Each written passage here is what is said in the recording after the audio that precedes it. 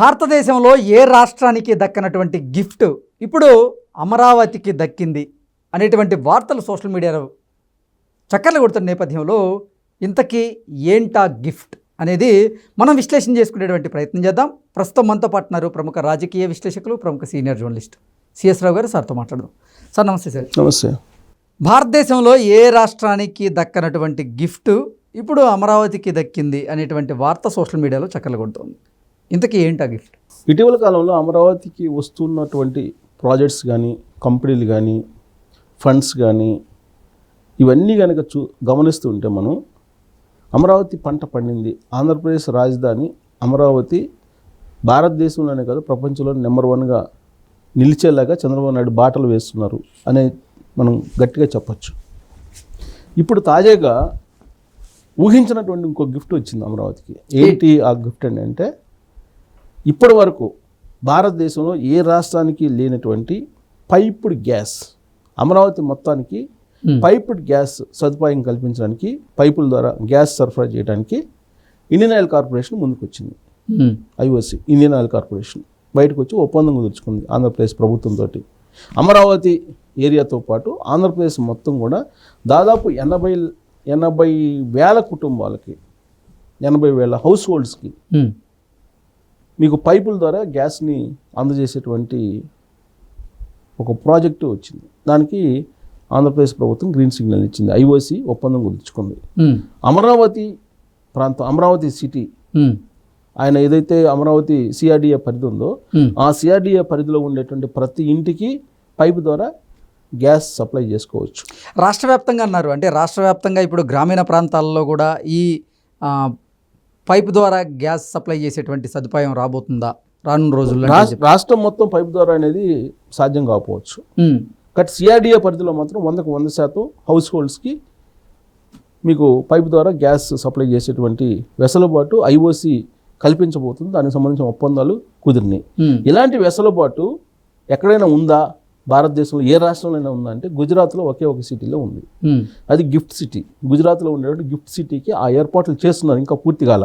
దానికంటే ముందు అమరావతిలో పూర్తి అయ్యేటువంటి అవకాశం. అందుకే దేశంలోనే నెంబర్ 1 పైపు ద్వారా గ్యాస్ ఇచ్చేటువంటి రాష్ట్ర రాజధాని అనేది ఇప్పుడు చంద్రబాబు నాయుడు గారు కుదుర్చుకున్నటువంటి ఒప్పందాన్ని బట్టి మనం ఒక అభిప్రాయానికి రావచ్చు. సో ఈ గ్యాస్ ద్వారా పైపు వస్తే ఏంటి, ఎలా? ఇప్పటివరకు సిలిండర్లు కదా, సిలిండర్ల ద్వారా మనం గ్యాస్, వంట గ్యాస్ అంతా ఉపయోగించుకుంటున్నాం.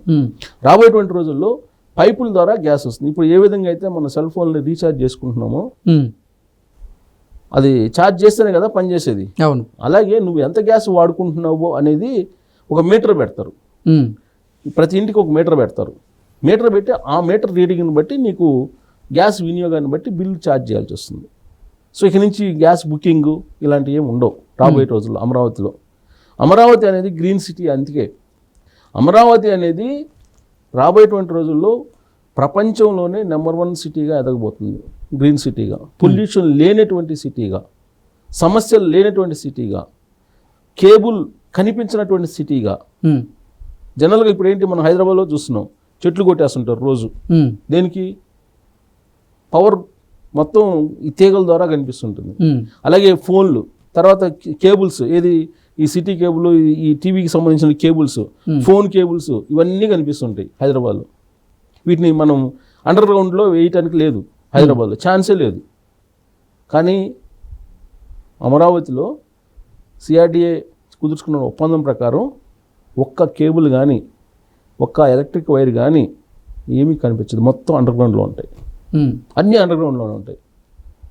సో ఒక అద్భుతమైనటువంటి సిటీని చంద్రబాబు నాయుడు గారు ప్లాన్ చేశారు. రాబోయేటువంటి రోజుల్లో వరల్డ్ నెంబర్ 1గా అమరావతి ఎందుకు అవుతుందని అంటే ఇలాంటి డిజైన్లు, అత్యాధునికమైనటువంటి సాంకేతిక పరిజ్ఞానాన్ని అక్కడ ఉపయోగించబోతున్నారు. Green city, pollution, zero pollution తోటి ఏర్పడిపోయేటువంటి సిటీ అమరావతి. అది రాజధాని. డోలారా సిటీ కూడా సేమ్ అదే ప్లాన్ చేస్తున్నారు గుజరాత్లో. డోలారా సిటీ కన్నా బాగా ఈ పాటికి ముందు ఉండాల్సింది యాక్చువల్గా అమరావతి. కానీ 2019లో జగన్మోహన్ రెడ్డి గారు వచ్చిన తర్వాత అమరావతి ప్రాజెక్ట్ అనేది కూలిపోయింది. మళ్ళీ రీవర్క్ చేస్తున్నారు చంద్రబాబు నాయుడు గారు. అమరావతి ప్రాజెక్ట్ ఎప్పుడైతే కూలిపోయిందో అక్కడ డోలారా సిటీకి సంబంధించినటువంటి ప్రాజెక్టు వేగవంతమైంది గుజరాత్లో. ఆ డొలారా సిటీలో కూడా కేబుల్స్ కానీ వాటర్ ప్రాబ్లం కానీ పొల్యూషన్ కానీ ఏమీ లేకుండా డిజైన్ చేస్తున్నారు డొలారా సిటీని. కానీ ఇక్కడ అమరావతి అనేది సీ ఎడ్జ్లో, అంటే సీ పక్కన ఉండేటువంటి రాజధాని, రివర్ సైడ్ క్యాపిటల్. బట్ అది డొలారా సిటీ అట్ట కాదు. డొలారా సిటీకి వాటర్ కొన్ని 100 కిలోమీటర్ల నుంచి వాటర్ తీసుకొస్తున్నారు. కానీ అమరావతికి అలా కాదు. రివర్ సైడ్ సిటీ, ప్రపంచంలో river side city Amaravati. Green city, zero pollution లేనటువంటి సిటీగా అమరావతిని తీర్చిదిద్దబోతున్నారు. దానికి తగిన ఏర్పాట్లు చేస్తున్నారు. దాంట్లో భాగంగానే ఈ పైపుడ్ గ్యాస్ లైన్. రాబోయేటువంటి రోజుల్లో బస్సులు కానీ ఏవైనా సరే ఎలక్ట్రిక్ బస్సులు మాత్రమే ఉంటాయి, ఎలక్ట్రిక్ కార్లు మాత్రమే ఎంటర్ అవుతాయి, ఎలక్ట్రిక్ సంబంధించిన వాహనాలు మాత్రమే ఎంటర్ అవుతాయి. పొల్యూషన్ వెదజల్లేటువంటి ఏ వాహనం కూడా అమరావతి సిఆర్డిఏ పరిధిలో ఎంటర్ కావు. మెయిన్ కోర్ క్యాపిటల్లో ఎంటర్ అయ్యేటువంటి అవకాశం కూడా ఉండదు. రాబోయేటువంటి రోజుల్లో నెక్స్ట్ జనరేషన్కి చంద్రబాబు నాయుడు గారు తీసుకెళ్ళబోతున్నారు దాన్ని. అందుకే 2029, 2047 విజన్ తయారు చేశారు. దాని మీద కలెక్టర్లకి అలాగా ఎస్పీలకి వీళ్ళకి అవగాహన కలిగించేటువంటి ప్రయత్నం చేస్తున్నారు. మొదటి విడతగా దానికి సంబంధించి ప్రచారం కూడా చేస్తూ ఉన్నారు ఇప్పటికే. ఫస్ట్ ఐఏఎస్లు ఐపీఎస్లు అర్థం చేసుకోవాలి, ఆ తర్వాత ప్రజలకు చెప్పాలి అనేది. ప్రజలు అర్థం చేసుకోవడం కష్టం. 2047 విజన్ అది వరల్డ్ నెంబర్ అవుతుంది అమరావతి అని అంటే అసలు ఇప్పుడు సంగతి చూడు అని అంటారు జనరల్గా. ఇప్పుడు మనం విలేజ్లకు వెళ్ళి 2047కి మనం నెంబర్ 1 అవుతున్నాం అని అంటే ఇప్పుడు సంగతి చూడు, తర్వాత సంగతి అని అంటారు. ఆకలైనప్పుడు అన్నం పెట్టు, అప్పుడెప్పుడో పంచపక్ష పర్వణాలు పెడతానని కాదు, ఆకలైనప్పుడు నువ్వు పచ్చడి బీతుకులైనా పెట్టు అని చెప్పి అడుగుతారు సహజంగా గ్రామీణ ప్రాంతాల్లో ఇలాంటివి అడుగుతుంటారు. కాబట్టి అందుకే చంద్రబాబు గారు ఏం చేశారంటే దీర్ఘకాలిక ప్రణాళిక, మధ్యకాలిక ప్రణాళిక, స్వల్పకాలిక ప్రణాళిక 3 తయారు చేశారు ఈసారి. ఎందుకనంటే 2020 విజన్ అని చెప్పేసి దీర్ఘకాలిక ప్లానింగ్ తోటి ఆయన వెళ్ళి ఫెయిల్ అయ్యాడు రాజకీయంగా. అభివృద్ధి పరంగా సక్సెస్ అయ్యాడు, కానీ రాజకీయంగా ఆయన ఫెయిల్ అయ్యారు. దాని కారణంగా దాని నుంచి వచ్చినటువంటి ఫలాలు ఏదైతే ఉన్నాయో అవి చంద్రబాబు కారణంగా వచ్చింది అని చెప్పి చెప్పుకోలేని పరిస్థితిలో ఇప్పుడు ఉన్నటువంటి జనరేషన్ ఉంది. అలాంటి పరిణామం ఆంధ్రప్రదేశ్లో చోటు చేసుకోకుండా ఆయన స్వల్పకాలిక, మధ్యకాలిక, దీర్ఘకాలిక ప్రణాళికలు తయారు చేశారు. 2029 నాటికి భారతదేశంలో నెంబర్ 1 అమరావతిని చేయాలి అనేది ఫస్ట్ ప్రణాళిక. ఆ తర్వాత 2047 నాటికి ఏం చేయాలనేది ఆల్రెడీ విజన్ విడుదల చేశారు. సో కాబట్టి స్వల్పకాలిక ఏంటి, ఇప్పుడు ముందు అమరావతికి సంబంధించిన ప్రాథమికమైనటువంటి ఇన్ఫ్రాస్ట్రక్చర్ డెవలప్ చేయటం.